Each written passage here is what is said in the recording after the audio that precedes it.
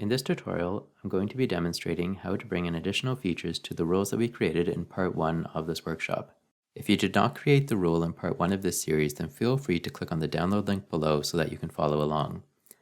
In part 2 of the series, I'm going to cover how to reference rules with other rules to add in additional vegetation, how to generate more organic landforms with other 3D modeling applications, in this case Rhino, how to import that 3D form back into CityEngine, and how to set up the scene for rendering and publishing online. So since the last tutorial, I've been creating some more complex forms where I've made a few berms with some peaks and flat tops that you can see over here. I'm going to turn on the wireframe here just to make it a little bit easier to see. So what I want to do is in this area here where I've got this flat top, I want to import a rule where I can add some additional vegetation to the top of this berm here. So I'm going to create an import statement within the berm rule that we worked off of previously. And that import statement is going to work off of the plant distributor rule that's built into CityEngine in the esri.lib rule folder.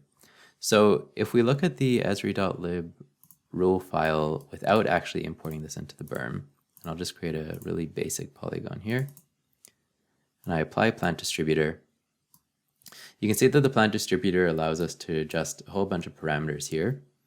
And the one that I'm interested in is adjusting the mix parameter, because that way I can change this from random forest with really high trees to random shrubs or zone 7 or 8 trees that I'm interested in building out. I can also change the density to something that's a bit lower, so I can make it 0.5 and so on. So I want to now import these trees into the top of this berm over here. So I'll click on the berm file as I've got here, and I'm going to drag and drop the plant distributor rule directly into the rule file.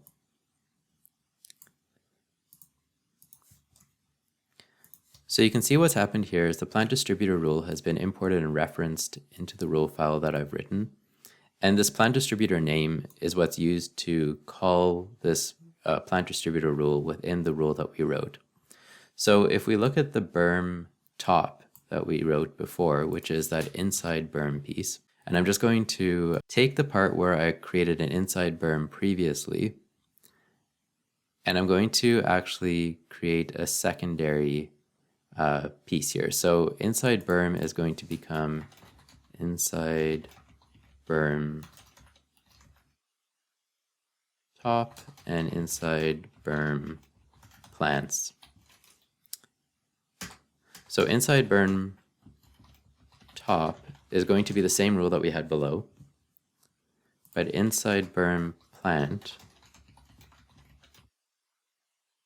is where we're going to import that plant statement. And we'll just see that what happens here if I apply a color to this rule.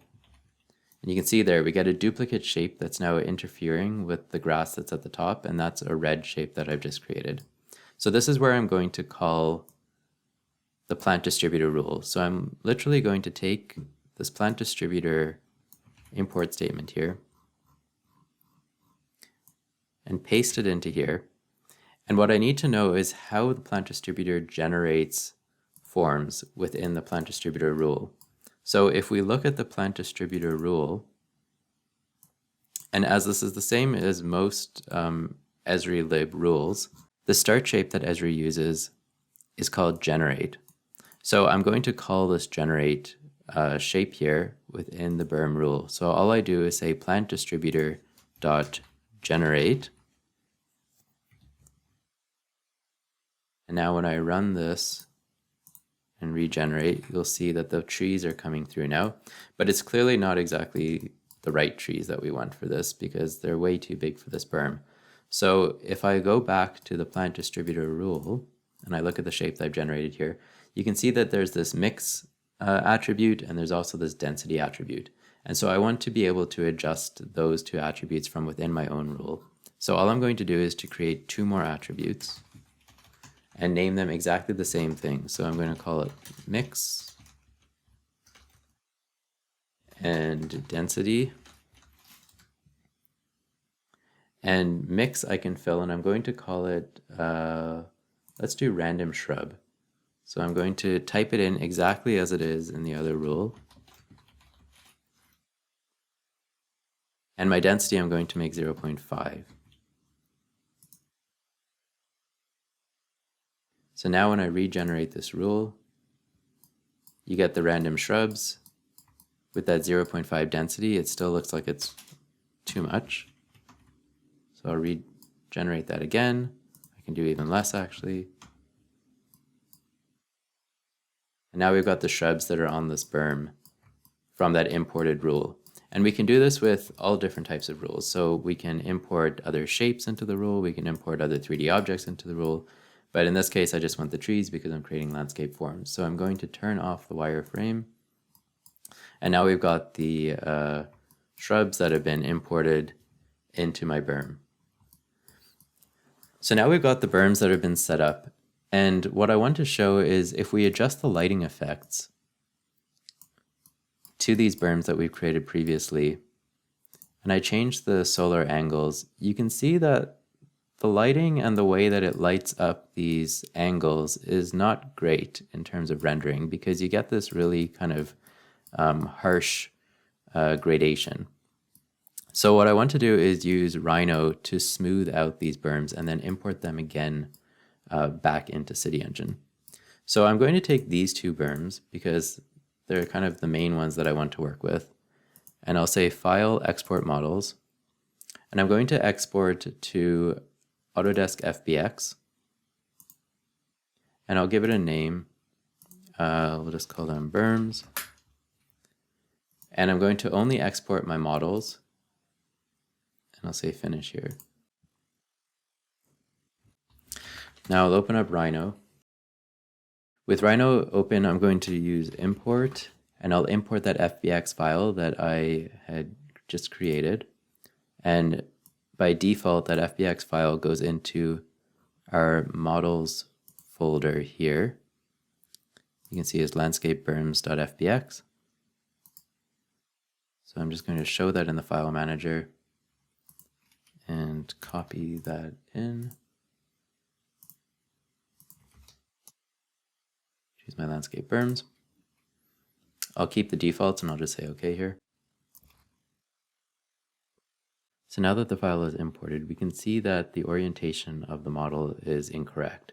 And this is because Rhino and CityEngine use different vertical axes, where CityEngine uses a y-axis as the vertical axis and Rhino uses the z-axis.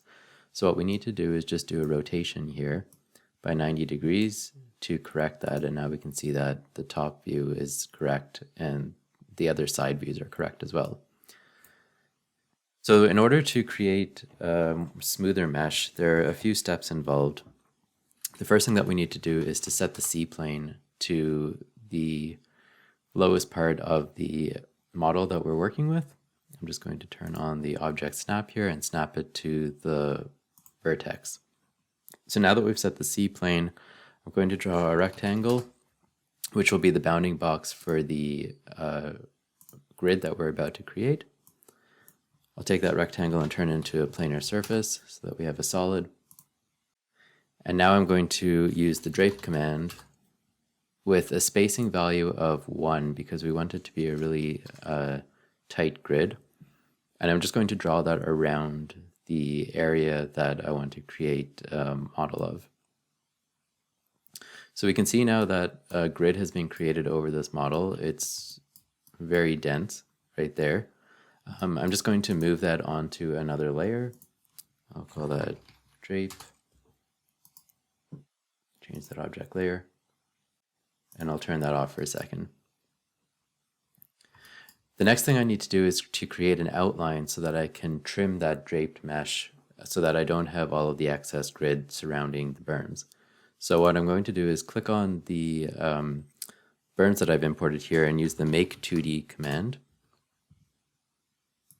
The make 2D command pretty much flattens this model into a 2D surface. And I'm just going to say here that I want this to be on the C-plane. That's where I'm going to project it to, the C-plane that we made, and I'll say OK.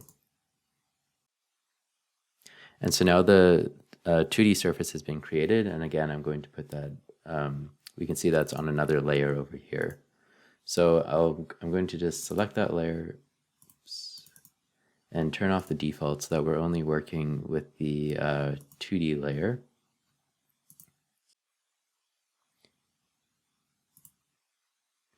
And with the 2D layer selected here as the only one that we're working with, we can see that we're just on a flat surface there. I'm going to turn this into a planar surface as well. And then I'm going to extract the outer edge. And to do that, I'm going to use the command dupe edge. And I'll select the model entirely here and say OK. And now I've got an edge that's been created. So I'm going to create a new layer and I'll call this edge. I'll change that object layer to move the edge onto this layer here. And now that I'm done with the 2D layer, I can turn that off. And now I've got the edge outline as well as my draped layer here, which is what I'm going to now trim. So to trim the layer, I'm going to just select those edges that I've got. You can see they're already selected, and I'll type in trim here. Those trim edges that are selected are the ones that are going to cut the mesh. And now it says select the object to trim, so I'll click on that mesh. So now that the model is trimmed here, I'm just going to expand the perspective window. And you can see here that the model is pretty well representative of what the model was created like in CityEngine, where we've got these planar surfaces. And so what I want to do is start to smooth that out. So if I zoom right in here and select both of these, and I use the smooth command, I can now dynamically adjust some of the smoothing factors in the model, and you can see that changing with the preview there. So I'm going to do a bit of an extreme smoothing just to kind of show the difference of what can happen here. So I'll say OK. And once I've smoothed this out, you can see now that the surface doesn't really have those angular planes anymore. And I can actually continue to smooth that out if I wanted to even more. I might just do a little bit more.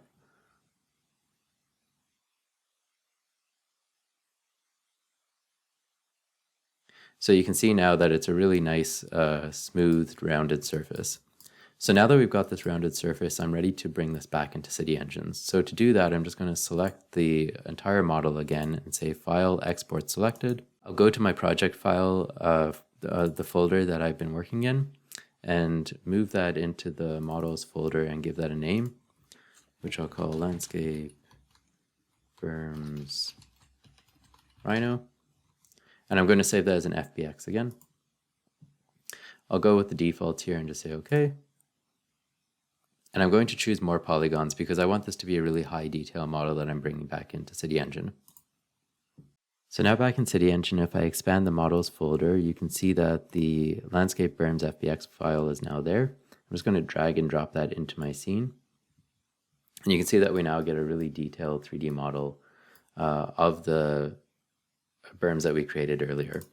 So now that I've got this model here, the first thing that I need to do is convert this back into shapes, because as a model, I can't really do a whole lot with applying rule files. So I'll click on shapes here, convert models to shapes. And now that the models are shapes here, I can now apply the rule file that we used earlier.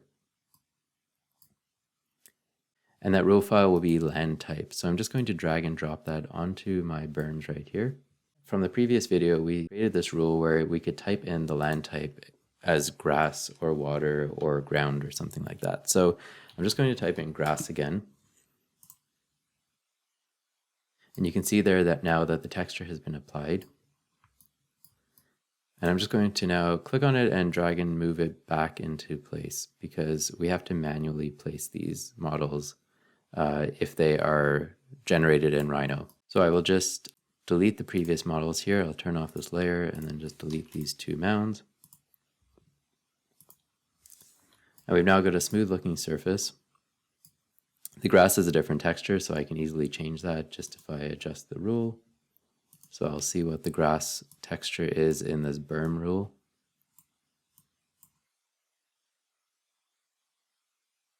It was Bermuda 2 grass.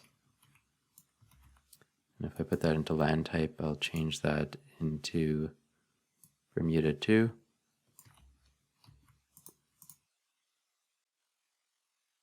Again, I can change the scale if I want. I can make this 7 by 7. And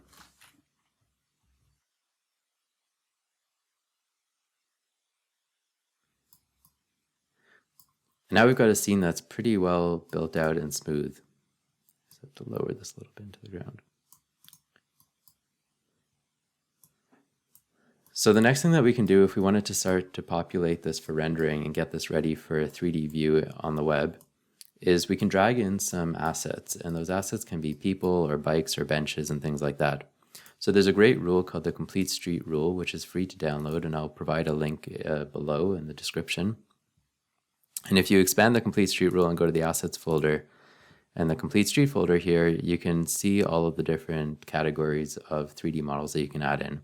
So if I expand the people folder here, I can drag and drop in some of these OBJ files just directly into my scene and start to populate it. So the first thing I'm going to do is I'll drag and drop in some of these people.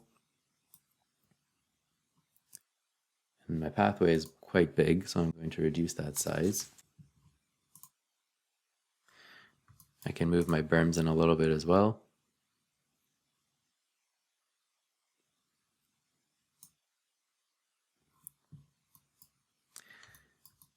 I can drag in a few more people here just to populate the scene.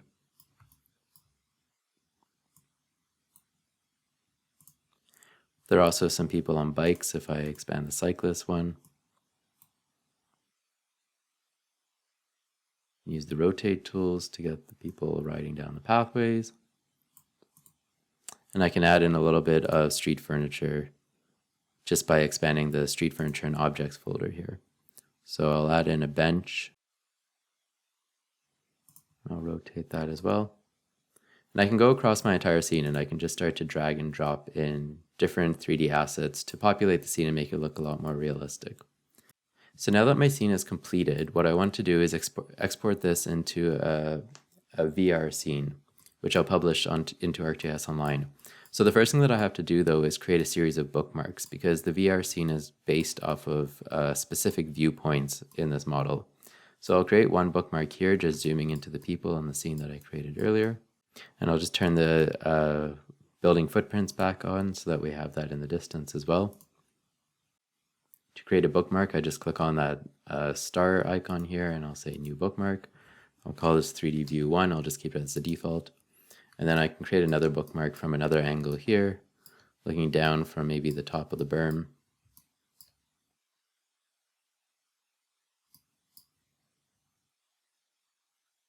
And this would be 3D view 2. So now if I do select all and say file export to 360 VR experience, just say finish and keep all those defaults. And if I go back to my models folder in my project folder here,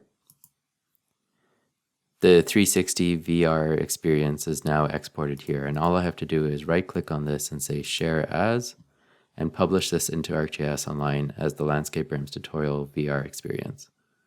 So I'll analyze this first to make sure everything is okay, and then I'll say share. So now if I switch into ArcGIS Online and I sign into my account, I should be able to see that VR experience scene here. The 360 VR experience. And I can open that in the 360 VR viewer. So if I have a 360 VR headset, I can easily just bring this right into the scene and I can view this in virtual reality. But for this demonstration, we're just looking at a web scene here. And so you can see that I can move around in the scene. I can jump between the bookmarks that I created. And I've got a pretty nice looking 360 virtual reality scene that was made fairly quickly using custom rules in CityEngine. This completes part 2 of the 2-part series of this tutorial in generating rules and publishing landscape forms in CityEngine. If you want more information or more resources relating to this sort of 3D modeling, you can check out Esri Canada's 3D model resources website at 3dcitymodels.esri.ca. The link will also be posted below. And in this website, you have access to a whole lot of additional CityEngine rules that you can download and freely use and adjust to your liking, as well as 3D models that you're able to download and include in your scenes, and a few textures as well that you can download to texture your pathways and mounds and berms and things like that. And there's also a tutorials section here where there are a whole lot of additional tutorials related to the workflows, similar to what we've just been through in these last 2 videos. You can also check out Esri Canada's Education and Research Higher Education Resource website at hed.esri.ca/resources, where you can click on the resource finder and view all the different resources available relating to Esri products. And if you want to see 3D GIS tutorials, just click on the 3D GIS category, and you can view all of the additional CityEngine, ArcGIS Urban, and Game Engine tutorials relating to GIS.